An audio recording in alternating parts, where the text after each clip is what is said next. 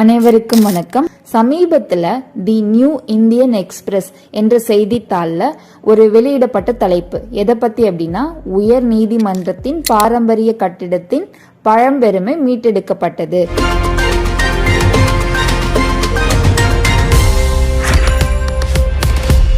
இதுல ரொம்ப பெருமையா சொன்ன விஷயம் என்னன்னு பார்த்தோம்னா, ஒரு 300 தொழிலாளர்கள் 2025 வருடத்துல மே 2 இருந்து 31 வரையிலான காலத்துல ஒரு 3 ஷிப்டுகள் தொடர்ந்து வேலை செஞ்சு உயர்நீதிமன்றத்தின் பாரம்பரிய கட்டிடத்தை பழுது நீக்கி பளபளப்பாக்கி இருக்கின்றனர் அப்படின்ற விஷயத்த பத்தி ரொம்ப பெருமையா அவங்க சொல்லியிருக்கு. இதனை நேரில் பார்க்கும் எல்லோரும் ஒத்துக்கவே செய்வாங்க. தமிழ்ல பட்டினப்பாலை அப்படின்ற ஒரு நூல்ல ஆற கிடந்தென்ன அக நெடுந்தெரு அப்படின்ற ஒரு சொற்றொடர் சொல்லியிருப்பாங்க. இது எதுக்காக அப்படின்னா, புகார் நகர தெருக்களை பத்தி ரொம்ப பெருமையா பாராட்டு சொல்றதுக்காக சொல்லியிருப்பாங்க. இந்த கற்பனை காட்சியை நம்ம எல்லாருக்கும் இப்ப நினைவுபடுத்துறதுக்காக பாஷ்யம் சிலையிலிருந்து பார்த்தா எதிர்புறம் நீதிபதிகள் நுழையும் வாயில் வரை கண்ணுக்கு தெரியுது. இதனை குறுக்காக வெட்டி செல்லும் மற்றொரு தடத்தில் பழைய அரசு வழக்கறிஞர் அலுவலக முகப்பில் இருந்து பார்த்தால் கிழக்கு திசை தெரியுது. முட்டை கருவும் கடுக்காயும் சுண்ணாம்பும் சேர்த்து உருவாக்கப்பட்ட சுவர் பூச்சில் நட்சத்திர விடுதிகளின் சுவர்களையோ அல்லது நவநாகரீக ஓவிய கேலரிகளையோ நினைவுபடுத்துற மாதிரி மனோகர் தேவதாஸ் போன்ற ஓவியர்கள் வரைந்த கோட்டோவியங்கள் அலங்கரிக்கின்றன. இவை தேவையே. வரி செலுத்துபவருடைய பணம் நீதி செலுத்துவதா சொல்லும் உயர்நீதிமன்றத்தின் தாத்தா காலத்து கட்டிடத்தை மெருகேற்றுவதற்கு தண்ணீரா செலவிடப்பட்டிருக்கு.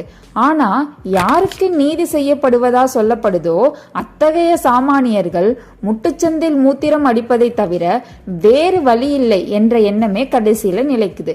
பட்டினி கிடந்தால் பாதகம் இல்லை, பணக்காரர்கள் டயட்டில் இருப்பதில்லையா அப்படின்னு நினைச்சு மன அமைதி கொள்றதுக்கு ஏத்த மாதிரி கழிப்பறைகளோ உணவக வசதிகளோ ஏற்படுத்த போவதில்லை என்று சங்கல்பமே செய்திருக்கும் உயர்நீதிமன்றம் இனியாவது நம் குரலுக்கு செவிசாய்க்கலாம். அதற்கான மனசு இருந்தா மட்டும் போதும். மார்க்கமா தேவையான இடம் இருக்கு.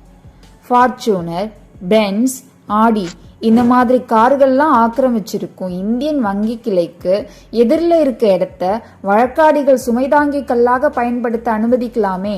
அண்ணாந்து பாக்குற மாளிகை கட்டி அதன் பக்கத்துல ஓலை குடிசை கட்டி இருக்கிறத பார்த்து ஊர் உலகமே சிரிக்கும்னா, வானுயர்ந்த செங்கோட்டையின் வனப்புமிக்க கோபுரங்களின் நேர்காணலில் படிக்கட்டுகளில் பயண களைப்பை தீர்க்க முயன்று கொண்டிருக்கும் பசியில் களைத்து பாதி உறக்கத்தில் தூங்காமல் தூங்கி வழியும் வழக்காடிகளை பார்த்து ஊர் உலகம் பாராட்டவா செய்யும்?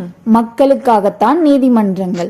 இந்த மாதிரியான எப்பேற்பட்ட வசனமும் செயல்ல காட்டும் போது சிறப்படையும்.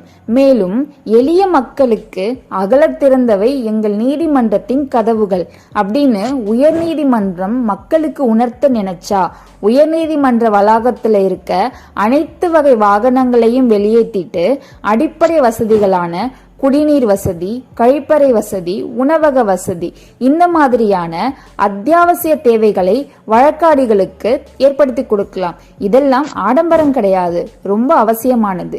இதையெல்லாம் எதிர்பார்ப்பது செயல்பாடுக்காகவே. மேற்கூறிய அனைத்தும் உசுப்பேற்றும் வீண் உரைகள்.